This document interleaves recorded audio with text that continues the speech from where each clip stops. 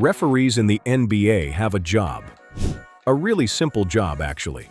Watch two teams play basketball and make sure they follow the rules. That's it. That's the entire gig.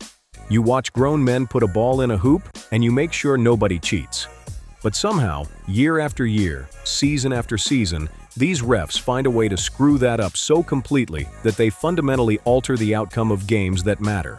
And we're not just talking about bad calls. We're talking about ego-driven ejections, conspiracy theories, blatant missed violations, and moments so catastrophically incompetent that they change the entire trajectory of franchises. These are the times that referees didn't just blow a call, they ruined the NBA. Let's start with the easy ones. The blatant violations that a middle school referee wouldn't miss. Amir Johnson, 2012, double dribble, grade school violation.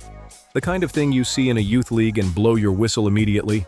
Except in the NBA, with millions of dollars on the line, with professional players and professional referees, somehow it gets missed. You watch the footage and you think, how? How is this possible? These are the best referees in the world and they miss a double dribble? But they did. And that moment lives in infamy. Then there's the Dion Waiters situation in 2016, OKC against San Antonio. Waiters is inbounding the ball, and he straight up shoves Ginobili while he's doing it, just puts his elbow into him. No call. OKC wins the game.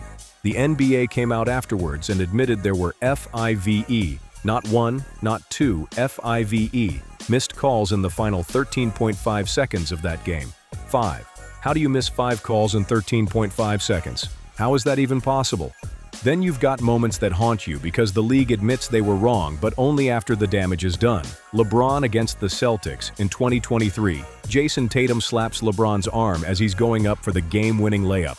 Clear foul, game-deciding moment. LeBron falls to his knees because he knows what just happened. The refs don't blow the whistle. Game over. And then the NBA tweets out an apology. Referees make mistakes. This one will cause sleepless nights. Sleepless nights. Yeah, 'cause that really helps LeBron, right? That really changes the game that just got stolen from him. The league essentially said, yeah, we know we messed up, but there's nothing we can do about it now. That's not accountability. That's insult added to injury. But here's where it gets interesting, because bad calls are one thing. Bad calls happen. But what about calls made out of pure ego? What about a referee using his power to eject a player for laughing? Yep, that actually happened. Tim Duncan was sitting on the bench during a game against the Grizzlies in 2007, and he laughed.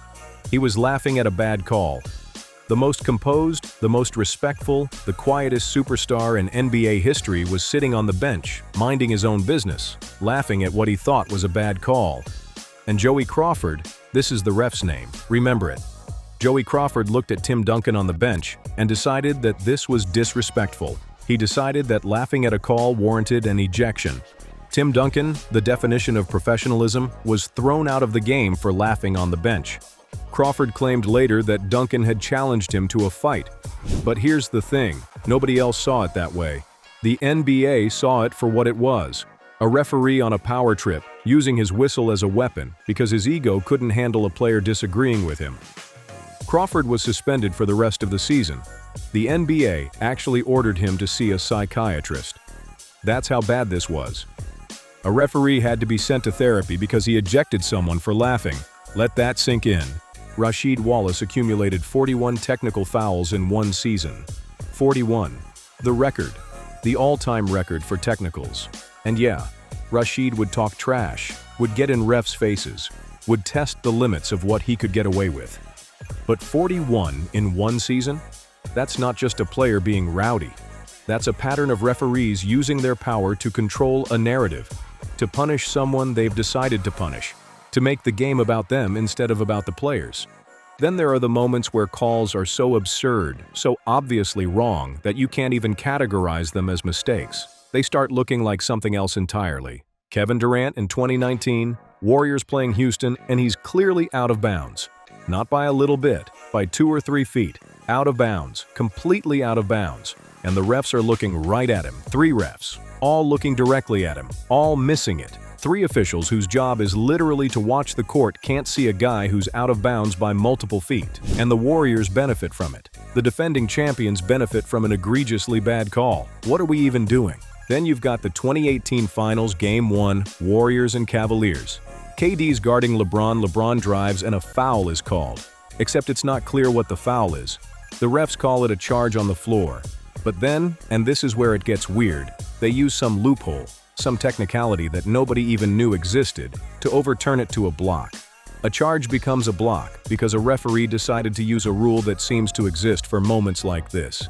And then KD goes to the line and hits the free throws to tie the game. The Warriors win in overtime, and the Cavaliers lost a finals game because of a reversal that shouldn't have been possible. But we're building to something bigger here, because bad calls are one thing, ego-driven power plays are another. But what about the calls, or the non-calls, the suspensions, the decisions that literally changed the course of history? The 2002 Western Conference Finals between the Sacramento Kings and the Los Angeles Lakers is when things got dark. Not metaphorically dark, literally, actually dark. The Lakers were in Game 6 trying to come back. It was the fourth quarter and things were getting close. And then something happened that still makes people furious 20+ years later. The Lakers shot 27 free throws in the fourth quarter alone, 27 in one quarter. The entire Kings team combined shot 5. The disparity was so overwhelming that it transcended the concept of a bad game and entered the realm of conspiracy. Robbie Baraka, Bibby was elbowed by Kobe Bryant in the face. He was bleeding, and Bibby was called for the foul. The Kings got eliminated. Sacramento never won another playoff series with that core group. And in 2007, Tim Donaghy, a referee, went to federal prison for betting on games he officiated. He didn't bet on every game, but he bet on plenty. And here's what he said. He used referee-player relationships, grudges, and dynamics to predict which way games would go. And he cited the 2002 Kings-Lakers series as an example of the league directing officials to favor one team over another for ratings. The NBA allegedly fixed games because the Lakers were bigger money than Sacramento. Now, that's a serious allegation, and Donaghy went to prison for it. But he also revealed something that a lot of people had suspected. The system was corrupt. Not every game, not every call, but the system had enough flexibility, enough gray area, enough referee discretion that fixing outcomes was theoretically possible.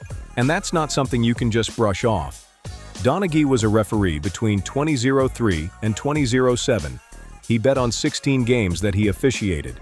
He won 14 of those bets, 14 out of 16. And he claimed he was able to do this because he understood the dynamics, the egos, the relationships. He knew which refs would favor which teams. He knew how to predict the game. That's not coincidence. That's not skill. That's knowledge of a rigged system.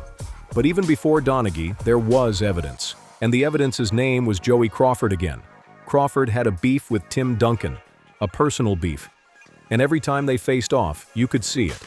Crawford would call games differently when Duncan was playing. He would look for reasons to eject him, to technical him, to make his presence felt. That's not objective refereeing. That's vendetta. That's using a whistle as a weapon. Now let's talk about the call that might have changed the entire course of the NBA. The 2007 Western Conference Finals, Phoenix Suns versus Los Angeles Lakers. Game 4. The Suns were up 2-1 in the series, and they had the Lakers on the ropes. This was their chance. This was their moment. Except Robert Horry had other plans. Horry hip-checked Steve Nash into the scorer's table. Hip-checked him. Drove his body into the table. That's the kind of play where you expect an immediate ejection, immediate suspension, immediate consequences. But instead, what happened was Amari Stoudemire and Shawn Marion stepped off the bench. They reacted like human beings. They saw their point guard get dumped, and they took one step off the bench. One step, and the NBA suspended them. The rule said players couldn't step off the bench during an altercation. So Stoudemire and Marion were suspended for Game 5, the most important game of the series, because they had the audacity to care about their teammate. Steve Nash said something that defines how absurd this was. The rules didn't account for the reality of the game. The game is a team sport. The game is about brotherhood. The game is about having each other's backs. But the rules said you can't do that. The rules said if your guy gets hip-checked into a table, you have to sit there and watch and do nothing. The Suns lost that series. They never won a championship. That could have been Dynasty, the 7 seconds or less team that revolutionized basketball, was killed by a rule and a suspension that punished them for being human. But it gets worse. Because there's a pattern here. There's a pattern of referees and the NBA making decisions that benefit certain teams, that hurt certain teams, and that seem to have nothing to do with the actual rules of basketball. In the 2016 finals, the Warriors were up 3-1 against the Cavaliers. The greatest regular season team ever assembled was one win away from proving that they were also the greatest championship team ever. Except in Game 5, something changed. Draymond Green did what Draymond Green does. He swiped at somebody's legs. It was the kind of thing he'd done hundreds of times. It was physical, it was aggressive, but it wasn't a foul in the moment. The refs didn't call it. Game continued. But then, the next day, the league office called. They upgraded that play to a flagrant one. A flagrant one foul that wasn't called in the game became a flagrant one after the game ended. And that meant Draymond was suspended for Game 5. The Warriors were up 3-1, they lost Game 5, they lost Game 6, they lost Game 7, and they lost the championship. Now, was that the reason they lost the series? Was that the single deciding factor? You can debate that, but here's what you can't debate. The NBA made a decision after the game that fundamentally altered the outcome of the finals. They made a rule decision that suspended a player for something that wasn't called in real time. And the team that benefited from that suspension was the team that came back to win the championship. You tell me that's not suspicious. The Warriors went from being up 3-1 with everything in their favor to losing the finals because of a suspension that happened between games. That's not basketball. That's not the rules. That's manipulation. And then there's the moments where the rule itself is wrong, where the league creates rules that are so absurd, so obviously designed to protect certain interests, that they destroy the integrity of the game. The Amir Johnson double dribble wasn't just a missed call, it was a moment where the refs proved they weren't even watching the most basic, fundamental aspect of the game. A double dribble is basketball 101. It's something you learn in like 5th grade, and the NBA's best referees somehow missed it during a game that mattered. These moments add up. Year after year, season after season, these calls, these suspensions, these decisions add up and create a picture of a league where the outcome can be influenced by the people who are supposed to be impartial, where egos matter more than rules, where relationships matter more than objectivity, where protecting certain franchises matters more than fair competition. The NBA has become a league where you can't trust that the best team is going to win, because the referees might have other ideas. You can't trust that the rules are going to be enforced consistently, because what gets called depends on who's playing. You can't trust that what's called on the floor is final, because the league office might overturn it the next day if it doesn't like the outcome. Tim Duncan laughed on a bench and got ejected because a referee had an ego problem. The Suns had their point guard dumped and got suspended for caring. The Warriors had a suspension that changed the finals. The Kings had 27 free throws called in one quarter against them.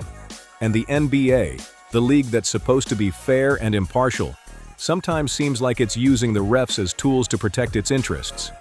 You watch these moments and you think, this is what ruins the game. Not injuries, not bad luck, but the people who are supposed to make sure the game is fair, deciding that fairness doesn't matter. That's what ruins the NBA. That's what makes fans stop trusting what they're watching.